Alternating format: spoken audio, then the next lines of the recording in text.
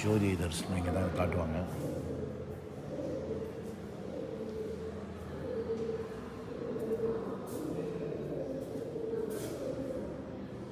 Lighting அவ்வளோ இல்லை, இருந்தாலும் இங்கே தான் அந்த ஜோதி தெரியும்.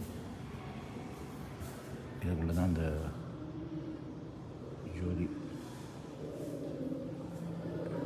அந்த திரையை விளங்கி காட்டுவாங்க. நான் ஒரு வாட்டி பார்த்துருக்கேன். இதில் தைப்பூசத்துக்கு ஒரு வாட்டி ஒரு விஐபி கூட வரும்போது நான் பார்த்தேன்.